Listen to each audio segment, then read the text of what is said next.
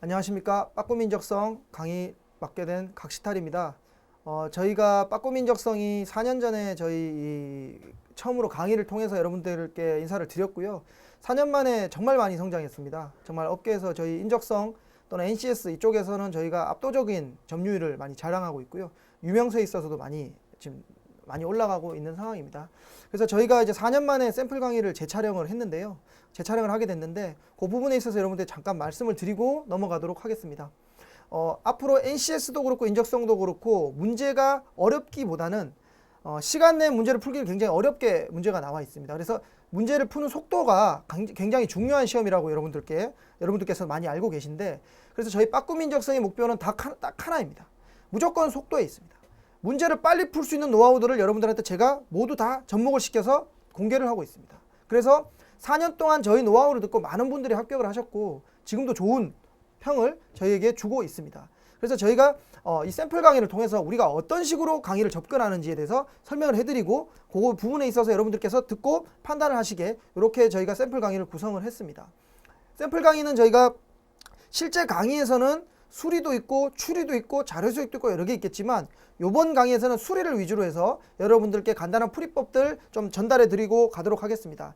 저희 강의는 지금 알려드리는 부분 같은 게 좀 쉬운 수준의 샘플 강의예요. 수준이에요. 그거가 있고요. 뒤에 들어가면 실전편이라고 해서 굉장히 고난이도 문제를 다루는 그런 강의까지 종합편에서는 구성이 되어 있습니다. 그래서 타 강의와는 저희는 차별화가 된다고 생각을 하는 게, 사실 4년 전에 저희가 이런 풀이법을 알려드릴 때만 해도 타 강의들에서는 다른 데서 저희 풀이법처럼 푸는 데가 없었어요. 근데 4년 만에 다른 사람들도 저희 거를 많이 모방을 하고, 현재는 어떻습니까? 막 수리 응용 같은 경우에 다 자기들 것처럼 해가지고 원래 이렇게 풀어야 되는 것처럼 얘기를 하잖아요. 4년 전에 아무도 그렇게 하지 않았어요. 자, 그런데 그러면 그분들이 우리 거를 차용하니까 이제 비슷한 수준이 되었느냐? 절대 그렇지 않은 거죠. 특히 실전편이라든지 고난이도 문제 또는 문제를 응용하는 수준에 있어서 저희랑은 아주 큰 차이가 존재합니다. 샘플 강의에서 일단 잠깐 알려드릴 테니까 그 부분 보시면서 여러분들이 잠깐 설명을 하고 가겠습니다. 자, 이 문제는 소위 저희가 보통 얘기하는 끝자리 법칙에 관련된 문제입니다. 끝자리 법칙 요즘은 다 많이 쓰겠지만 뭐냐면 이런 4층 연산을 계산하는 데 있어서 모든 계산을 하지 말고 보기를 보고 끝을 맞춰서 끝난 계산을 하라는 거에 해당되겠죠. 여러분들 보시면 여기서는 이 수식을 다 계산하지 말고 5 빼기 1 더하기 2, 이거는 6이죠. 자, 이렇게 계산해서 끝자리가 6으로 끝나는 보기에서 골라주라는 게 끝자리 법칙이 될 것입니다. 자, 보통 사람들은 이런 식으로 정도까지만 얘기를 하는데 제가 끝자리 법칙에 있어서 핵심적인 내용을 두 가지를 알려드리겠습니다. 첫 번째는 여러분들이 보기를 꼭 확인을 하셔야 됩니다. 보기에 따라서 여러분들이 문제를 푸시는 게 되겠죠. 자, 보시면 여기서는 보기가 끝자리가 다 다르니까 끝자리를 확인한 겁니다. 그냥 끝자리가 다르지 않다. 만약에 저기서 616이다. 여기가 616. 그러면 뭘 확인해야 되겠습니까? 끝 두 자리까지 여러분들이 계산을 해줘야 될 겁니다. 그렇죠? 만약에 이게 616이 아니고 3번이 546이다. 그럼 어떻게 되겠습니까? 그러면 46은 똑같으니까 여러분들께서는 이 앞자리 수가 어떻게 다른지를 판단해 주시는 게 되겠죠. 자, 보기를 보고 내가 뭘 풀어야 될지를 보고 판단해서 풀어야 되는 게 끝자리 법칙인 겁니다. 맹목적으로 그냥 마지막 수만 더하는 게 아니라는 거죠. 자, 여기서 간단히 계산했을 때 끝자리가 6이어서 답을 골라줬는데 만약에 2번이 346, 2번이 446, 5번이 546, 6번이 646으로 끝나면 어떻게 할 겁니까? 그러면 맨 앞자리를 구해줘야겠죠. 맨 앞자리를 구할 때 맨 앞자리만 구하면 오류가 생길 수 있으니까 구해주려고 하는 자릿수 다음 자리까지. 그래서 즉 46 빼기 19 더하기 37을 계산해 주시면 이건 이렇게 푸시면 되는 거죠. 이렇게 계산하면 27 더하기 37이니까 이거는 64가 나오는 거죠. 앞자릿수는 6이 되는 얘가 답이 되는 겁니다. 그러니까 여러분들이 이런 식으로 자릿수 보기를 보고 내가 끝자리 법칙을 써야 될지 또는 두 번째 자리를 봐야 될지 또는 맨 앞자리를 봐야 될지 이거를 여러분들이 판단하시는 게 끝자리 법칙의 첫 번째 핵심 포인트가 될 것입니다. 자, 이런 문제들은 농협이나 몇몇 문제를 제외하고 나오질 않습니다. 여러분들이 끝자리 법칙을 공부하시는 이유는 수리 응용이나 특히 자료 해석 같은 데서 여러분들 시간을 줄이시라고 제가 알려드리는 거거든요. 요거는 어떻게 응용돼 나가는지 제가 그 다음 문제에서 계속 알려드릴게요. 첫 번째는 보기를 보고 판단해라. 두 번째는 뭐냐면 여러분들이 자릿수를 잘 판단하라는 게 두 번째 되겠습니다. 여러분들이 풀어야 될 자릿수. 예를 들어서 자료 해석 같은 거에 1726 2000001이라고 했으면 여기서 여러분들이 확인해야 될 끝자리는 뭐가 되겠습니까? 이 만의 자리에 있는 2만에 해당되겠죠. 요 끝자리, 요 자릿수에 해당되는 것을 확인해 주시면 되는 거기 때문에 자릿수를 잘 확인해서 여러분들이 끝자리 법칙을 푸시라라는 거죠. 요 얘기가 되는 겁니다. 자, 예를 들어서 3.69 곱하기 2.75 이 경우에 끝자리는 뭐가 되겠습니까? 어찌됐든 끝자리는 5로 끝이 날 겁니다. 소수점 몇 자짜리에서 끝이 나냐 이거죠. 자, 이게 소수점 두째 짜리니까 10의 마이너스 2승, 이것도 10의 마이너스 2승이니까 두 개를 곱해주면 이 둘은 지수법칙에 의해서 더해주게 되니까 이거는 소수점 넷째 짜리에서 끝자리가 5가 될 것입니다. 소수점 자릿수는 소수점 두째 짜리면 더해주면 돼요. 소수점 셋째 짜리 두째 짜리면 3이 더해서 다섯째 짜리라고 여러분들이 생각하시면 됩니다. 어찌됐든 자릿수를 판단해서 끝자리를 판단해라. 보기를 봐라, 자릿수를 확인하라. 요 두 가지만 여러분들이 챙겨주시면 끝자리 법칙은 아주 쉽게 여러분들이 적용을 해주실 수가 있는 겁니다. 자, 문제를 보면서 계속 확인을 해드리도록 할게요. 마찬가지 이 문제를 봤을 때 이 문제는 끝자리가 다 다르죠.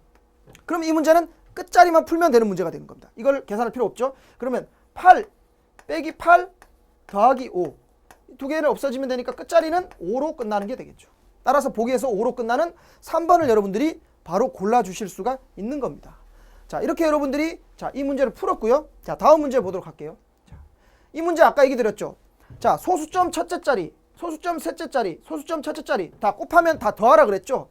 다 더해주면 소수점 몇째 자리입니까? 다섯째 자리에서 여러분들이 끝이 난다는 걸 알 수 있습니다. 소수점 다섯째 자리에서 끝자리가 어떻게 됩니까? 6, 7, 42, 28, 16. 소수점 다섯째 자리에서 끝자리가 6으로 끝나는 걸 여러분들이 찾아주시면 됩니다. 다섯째 자리에서 6으로 끝나는 얘가 답이 되겠죠. 얘는 다섯째 자리가 0이고 얘는 여섯째 자리까지 넘어갔으니까 이건 또 답이 안 되는 겁니다. 이렇게 여러분들이 자릿수를 확인하시면 문제를 수월하게 풀어주실 수가 있습니다. 자, 여러분들 이걸 기본으로 해서 자, 수리응용 문제들 한번 접목을 해볼게요. 잘 보시면 상인이 물건 A, B 세트를 파는데 A는 원가의 1.2%의 이익을 가산해서 판매했다고 했습니다. A의 원가를 A라고 하면 A 곱하기 1.2가 되겠습니다. 했고요.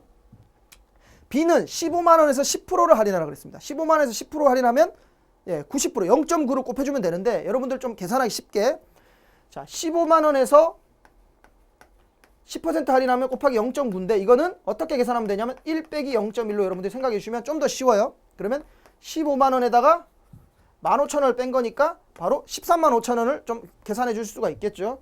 더하기 13만 5천원이 되겠습니다. 이렇게 됩니다. 이렇게 됐죠? 자, 여기서 할인한 가격으로 판매했더니 A 세트하고 B 세트, 이게 B 세트거든요. 그죠? B 세트 합이 얼마입니까? 92만 7천원이 나왔다. 그럼 여러분들 여기서 이 자릿수에서 뭐를 확인해 줘야 됩니까? 요거를 확인해 줘야겠죠. 천의 자리. 그러면 얘들이 어찌됐든 끝이 어떻게 끝나겠습니까? 얘가 5고 7이니까 2000으로 끝나야 된다는 소리입니다. 이해되시죠? 그럼 A 곱하기 1.2가 이게 뭐 앞에 있는 수는 모르겠지만 2000으로 끝이 나줘야 된다는 소리입니다. 그럼 보기에서 이게 점이니까 끝에 있는 수들을 하나씩 없애줄 수가 있겠죠. 그러면 이제 천의 자리가 2000으로 끝이 나는 수를 한번 계산해 볼게요. 이 10을 하나씩 없애면서 이걸 12로 바꿨다고 치면 A 곱하기 12가 보기에 있는 것들 중에 자, 천의 자리에서 뭐로 끝나는지를 보려면 여기서 뭘 봐야 되겠습니까? 천의 자리 뒤에 공이 3개 있죠?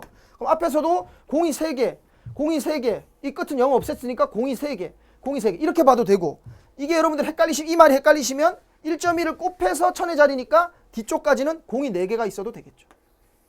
공이 4개. 여기는 공이 3개니까 그죠?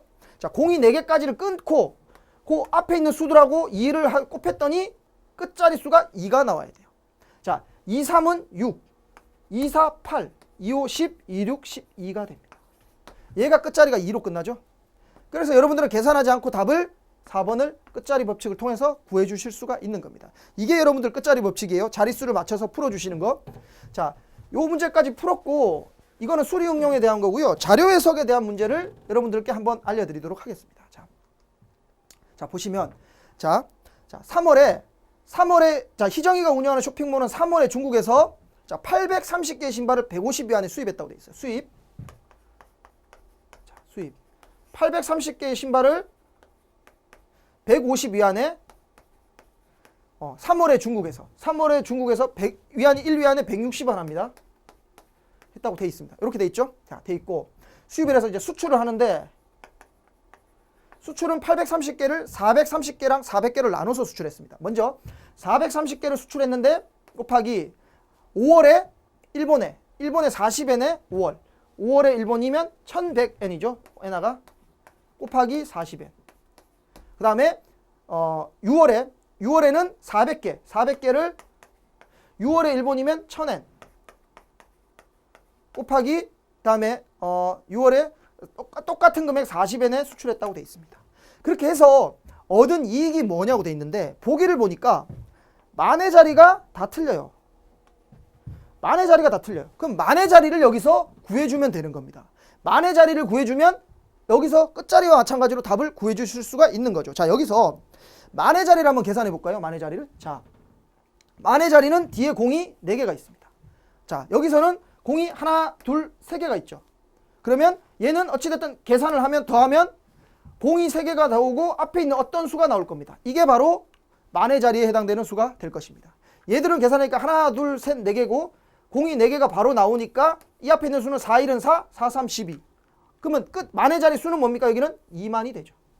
그렇죠? 자, 여기는 하나, 둘, 셋, 넷, 다섯, 6개니까 만의 자리까지가 0이 될 것입니다. 이렇게 되죠. 이 두 개를 합치면 어떻게 됩니까? 수출은 만의 자리가 2만으로 여러분들이 이렇게 끝난다는 것을 알 수가 있습니다. 자, 그럼 이제 수입에 요 수를 한번 곱해 보겠습니다. 자, 공이 3개니까 83 곱하기 끝 두 자리까지 구해줘야겠죠. 만의 자리까지 구해줘야 되니까 그 두 자리까지 구해줘야 됩니다. 83 곱하기 15는 5, 3, 15, 8, 5, 40, 10, 1, 3은 3. 그러면 5, 3, 15, 8, 5, 41, 1, 3, 3, 45로 끝이 납니다. 45에다가 얘를 곱해주면 45 곱하기 16은 6, 5, 30, 6, 4, 24, 27, 27까지 할 필요 없고 두 자리까지 하면 되니까 6, 5, 30, 6, 4, 24, 70, 1, 5는 5. 이게 뭘로 끝납니까? 20으로 끝이 납니다. 20. 그럼 여기서 들어가는 20이 수라는 게 20이라는 거죠. 자, 그러면 수출도 2만으로 끝나고 수입도 2만으로 끝나니까 수출에서 수입을 뺀 게 이익이잖아요. 여기서 이걸 뺀 게 이익이니까 여기서 이걸 빼주면 2만 빼주면 0이 되는 거죠. 즉 만의 자리 숫자는 0이 돼야 된다는 소리예요. 얘들 다 오답인 거죠.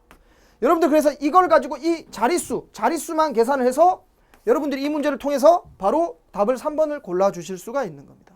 이렇게 여러분들 끝자리 법칙은 다른 강사들은 다른 부분에 있어서는 기본적인 끝자리 정도만 계산을 하겠지만 저희 빠꾸민적성은 자료 해석이든 수리든 계속적으로 이런 자릿수를 어디 있는 자리인지를 계산을 해서 식을 아주 쉽게 풀어서 문제를 해결하기 때문에 시간을 여러분들이 많이 줄일 수 있는 팁을 드릴 수 있는 겁니다. 자, 이렇게 풀었고요. 다음 문제는 뭐냐면 소금물의 농도입니다. 이것도 지금 저희가 사실 이걸 특허를 냈었어야 돼요. 이거를 저희가 처음에 풀었을 때는 아무도 이런 풀이법을 생각지도 못했는데 지금에 와서는 진짜 별의별 강사들도 다 이거는 이렇게 풀어야 되는 거 아니냐라고 얘기하는 그런 부분인데 비율에 의해서 풀어주는 거예요. 그러니까 쉽게 말하면 자, 5%의 식염유는 우리가 이거 술을 예로 들어볼게요. 5%의 식염유를 맥주라고 치면 5%의 식염유는 맥주, 20%의 식염유는 소주라고 칠게요. 5도짜리 술, 20도짜리 술. 섞으면 뭐가 됩니까? 소맥이 되죠. 소맥을 말았어요. 말았을 때 소주를 많이 넣으면 독하죠. 소주를 많이 넣으면 도수가 올라가겠죠. 어디에 가깝게? 20도에 가깝게. 맥주를 많이 넣으면 도수가 내려가겠죠. 어디에 가깝게? 5도. 맥주의 도수에 가깝게. 그런데 어찌됐든 소맥을 아무리 많이 넣어도 소주 도수 이 20도보다 높아질 수 있습니까? 없죠. 그건 창조경제죠. 그죠? 그건 안 됩니다.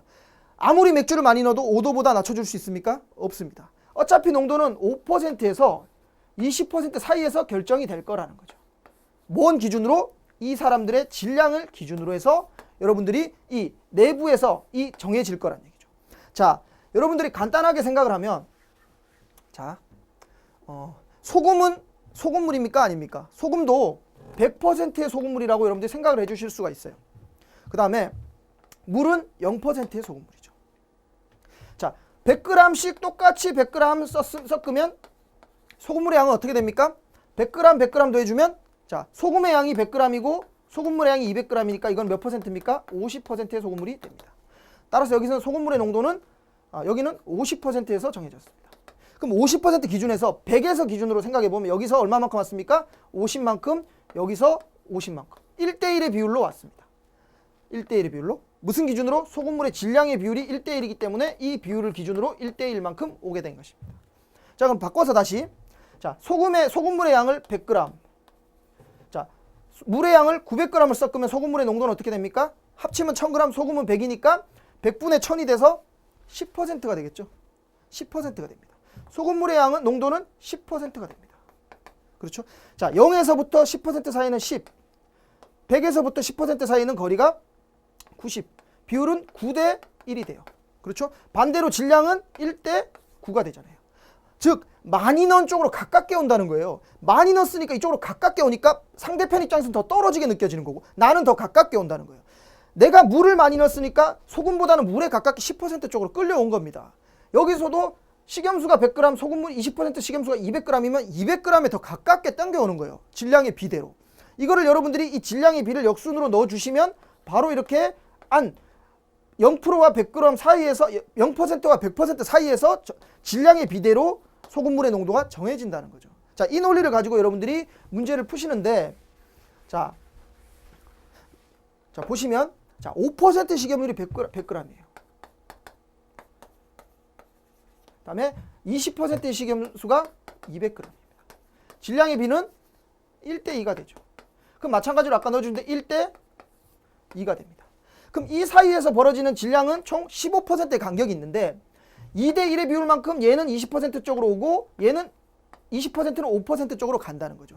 요 간격이 총 15%인데 곱하기 3분의 2에 해당되는 10%만큼 자 10%만큼 5%에서 15% 쪽으로 10%만 더해주처럼 오니까 이게 15%에서 소금물의 농도가 결정이 된다는 소리입니다.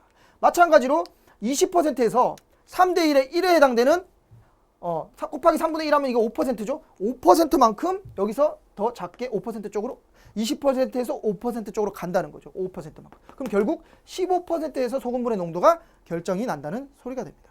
이렇게 여러분들이 비율식을 통해서 문제를 풀면 시간을 아주 줄일 수가 있는데요. 많은 강사분들이 기본적인 이 정도 수준에서 문제를 끝나는데 저희는 소금물 농도만 한 40문제, 뒤에 나오는 문제들까지 해서 비율식으로 무궁무진하게 문제를 풀어드려요. 그걸 여러분들께 간단한 것만 좀 알려드리도록 할게요. 자, 일단 6% 식염유에다가 10% 식염유를 섞어서 9% 식염유를 만들었다. 마찬가지입니다. 자, 6% 식염유에다가 10% 식염유를 섞어서 몇 퍼센트? 9%를 만들었어요. 그러면 여기 차이는 3, 여기 차이는 1. 역으로 치면 질량의 비가 1대 3인 거예요. 그럼 여기서 10%의 소금물이 얼마냐고 물었으니까 전체 소금물의 양은 300g 곱하기 자 1대 3이니까 여기는 4분의 3에 해당되겠죠. 이 g은 얼마냐 곱하면 225g이 답이 됩니다. 자, 이렇게 여러분들이 생각을 하시면 답은 3번을 골라주시면 되겠죠. 자, 이렇게 해서 6번 이 다음 문제까지 풀어봤고요. 다음 거 보시면 자 비슷한데 여러분들이 이렇게 응용을 하시게 되면 다른 분들 좀 헷갈리시는 경우가 있는데 이런 부분에 있어서도 비율식을 적용하면 간단하게 풀 수가 있다. A 소금물 100g과 B 소금물 150g을 섞으면 얼마인지 모르겠지만 8%에서 형성이 돼요. 어떻게 되면 얘는 100g, 얘는 150g. 그렇죠? 근데 얘를 A 소금물 200g하고 B 소금물 50g으로 했더니 6%에서 형성돼요. 자, A g이 비중이 여기는 2대 3이고요.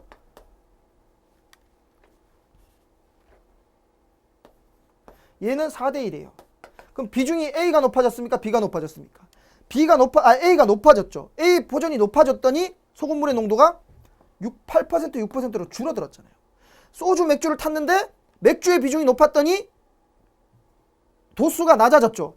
AB 중에 A의 비중이 높아졌더니 농도가 6%보다 6%로 낮춰진 거예요. 그러면 여기서 여러분들은 A는 6%보다 낮고 B는 8%보다 높은 거다라고 여러분이 생각하시면 됩니다. 어차피 이 A와 B 사이에서 8%와 6%가 정해졌을 텐데 A를 많이 넣었더니 6%가 됐으니까 A는 6%보다 작은 또는 B는 8%보다 큰 수다. 이렇게 여러분들이 생각을 하시면 되고요.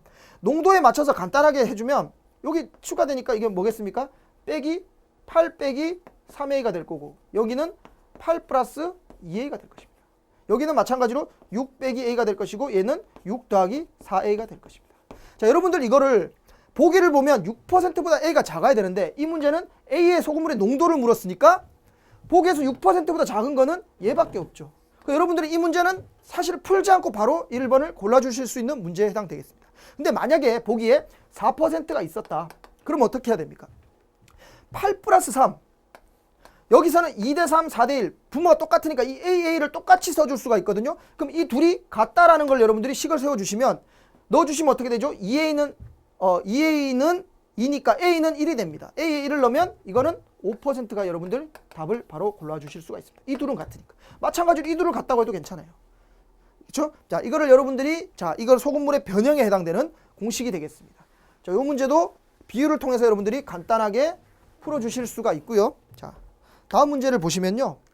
이게 평균 점수예요. 평균 점수 또한 여러분들이 비율식으로 풀어주실 수가 있습니다. 자, 소금물의 농도는 식이 어떻죠? 소금의 양 분의 소금물의 양이에요.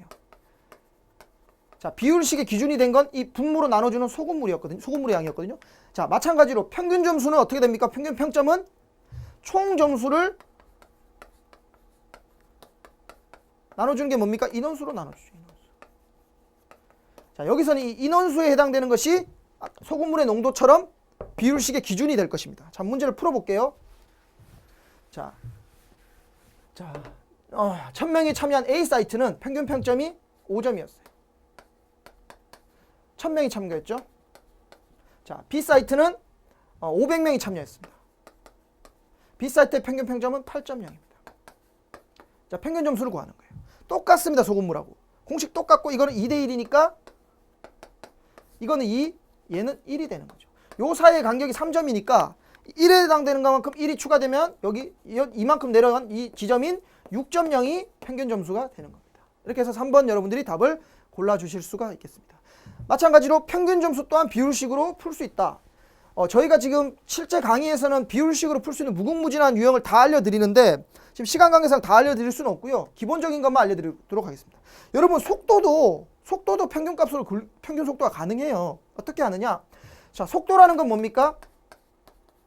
거리를 시간으로 나눈 거죠.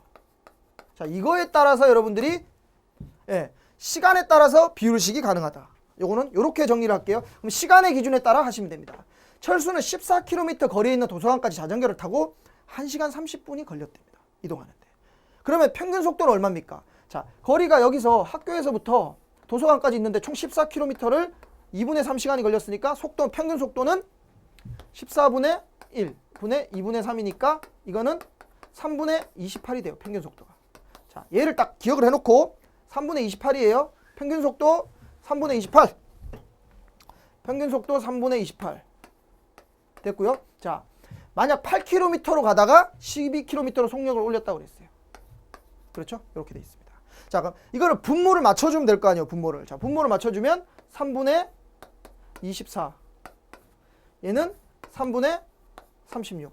어차피 비율만 구하는 거니까 분모는 똑같으니까 신경을 안 쓰셔도 돼요. 이 거리 차이가 얼마입니까? 자, 28에서 24 차이 거리 4. 36까지 거리 차이 8. 비율로 치면 1대 2가 되죠. 시간의 비가 2대 1이 되는 겁니다. 이거. 시간의 비가.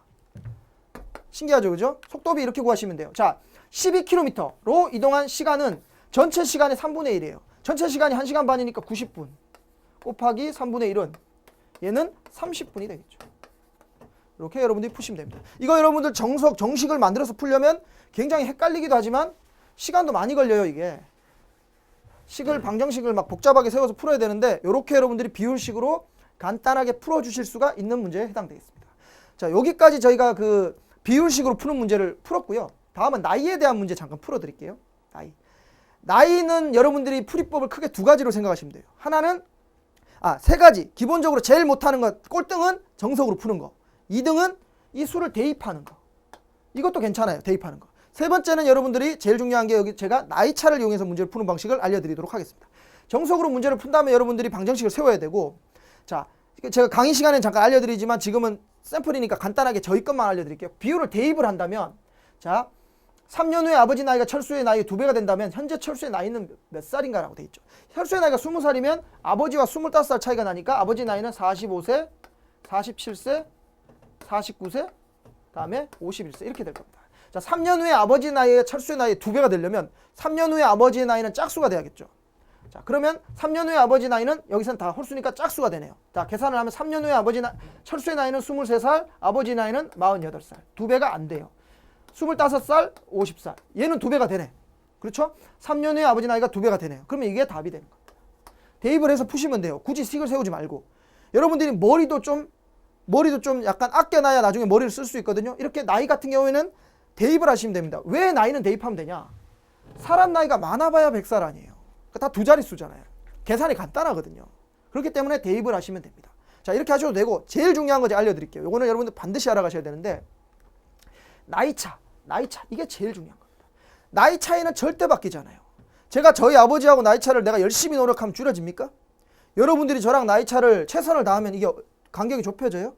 나이 차는 절대로 바뀌지 않는 겁니다. 그거를 여러분들이 활용하시는 거예요. 자, 보시면 자, 이게 0살이라고 쳤을 때 자, 자식의 나이가 있으면 자식의 나이가 있고 자, 어머니의 나이가 있다고 칠게요. 어머니 나이. 자, 자식의 나이야. 자, 이게 0살이고 자, 자식의 나이가 있고 어머니의 나이가 있다고 칠게요. 자, 어머니와 자식의 나이 차가 A살로 딱 정해져 있다고 치면 이거는 바뀌지 않는 겁니다. 그렇죠? 근데 자식의 나이는 N살이에요. 어떻게 됐든 뭐가 됐든. 자, 여기서 어머니의 나이는 몇 살이죠? 자식의 나이 더하기 나이 차잖아요. 그러니까 어머니 나이는 A 플러스 N인 거예요. 자식의 나이는 N인 거죠. 자, 여기서 어머니가 자식의 나이 2배가 됐을 때는 어떻게 되겠습니까? A 플러스 N이고 N은 자식의 나이 2배니까 2N이 됐을 때. 이거는 뭐 다시 넘겨주면 A는 N이 됐어. 그러니까 나이 차만큼의 나이가 자식이 됐을 때, 이 나이 차만큼 자식이 나이가 됐을 때 자식이 이게 A가 된다면 내가 나이가 A살이고 엄마가 나랑 또 A살 차이 나니까 엄마는 2A가 돼버리는 거예요. 그러니까 나랑 2배가 차이 나는 거죠. 이해되시죠? 이게 A가 N이 됐을 때 3배가 난다는 것은 A 플러스 N은 3N.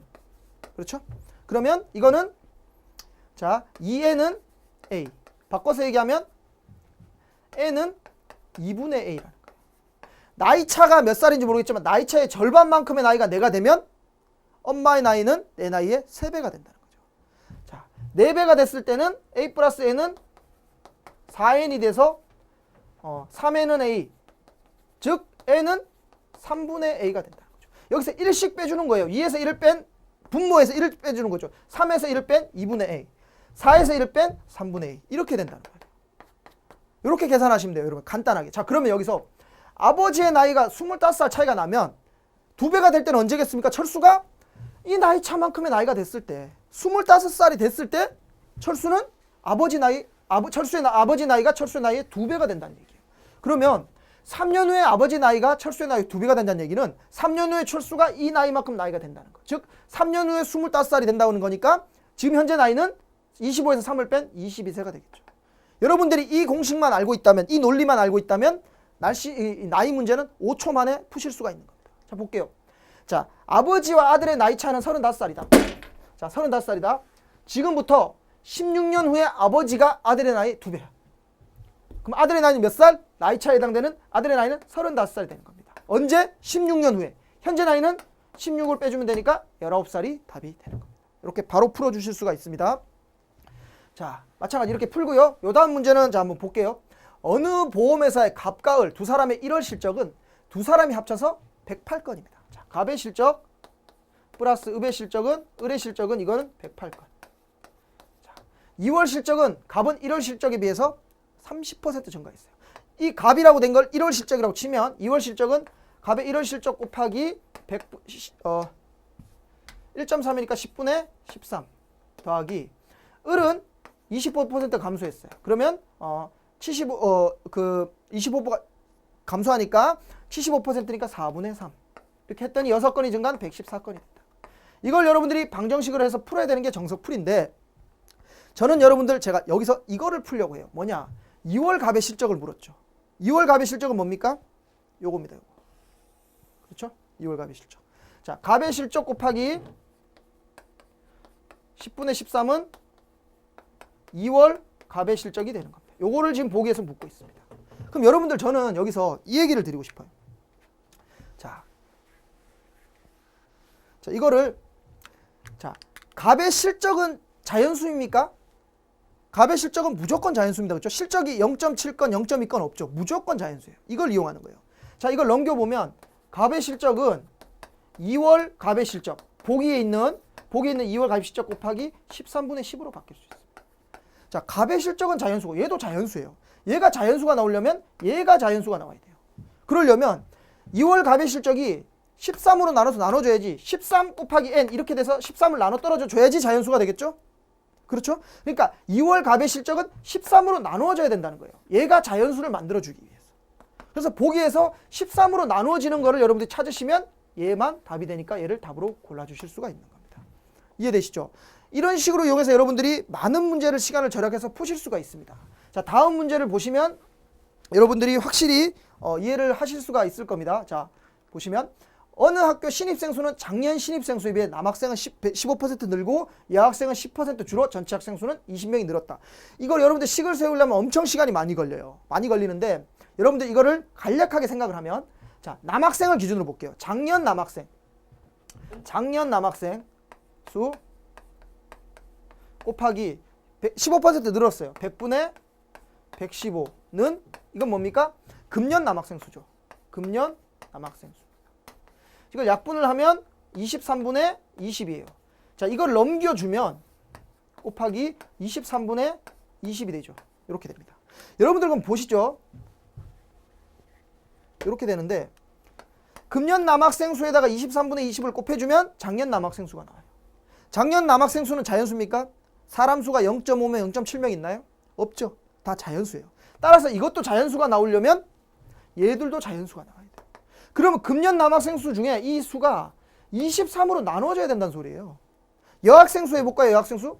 여학생 수는 작년 여학생 수 곱하기 10% 줄었으니까 10분의 9를 했더니 이게 금년 여학생 수가 되는 거예요.